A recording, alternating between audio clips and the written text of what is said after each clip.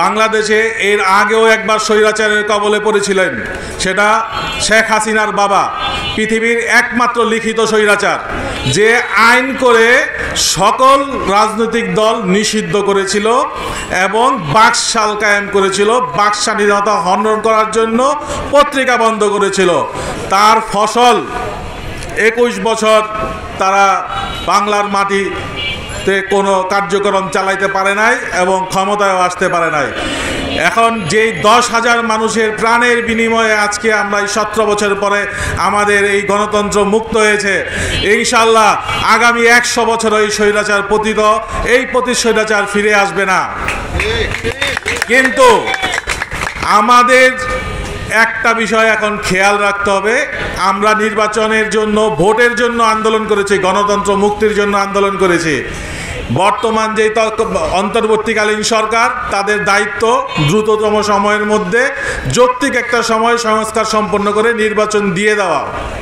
কিন্তু আমরা অত্যন্ত পরিতাপের সাথে লক্ষ্য করতেছি, একটি রাজনৈতিক দল যাদের বাংলাদেশের 7 থেকে 10% বেশি ভোট নাই, যাদের সর্বোচ্চ আসন সংখ্যা ছিল নির্বাচনে 18টি এবং সর্বনিম্ন একটি নির্বাচনে ছিল 60টি, এখন তারা জনগণের ম্যান্ডেটে উপরে আস্থা না থাকাতে তারা নির্বাচন পিছানোর ষড়যন্ত্রে এবং তাদের বক্তব্যে স্পষ্ট চলে আসছে এই দলটি আমাদের বিএনপির উপরে ভর করে চলেছে বিগত 27 বছর।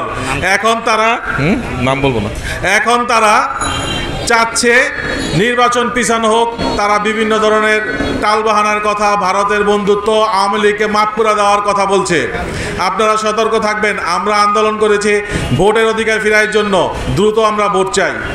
এই ধরনের কোনো হঠকারী রাজনৈতিক দলকে আমরা প্রয়োজনে সাথে নিয়ে হাঁটব না ইনশাল্লাহ। আর একটা দাবি অত্র এলাকাবাসীর কাছে, পৃথিবীতে কোথাও কোনো পতিত স্বৈরাচারের নামে কোনো সংগঠন, কোথাও প্রতিষ্ঠান কথা থাকে নাই। আমি অত্যন্ত ব্যথিত এবং দুঃখিত যে এই ভেন্যুতে আমরা দাঁড়ায় আছি, এই ভেন্যুতে স্বৈরাচারের পরিবারের নামে আমার বাম দিকে একটা পার্ক আছে।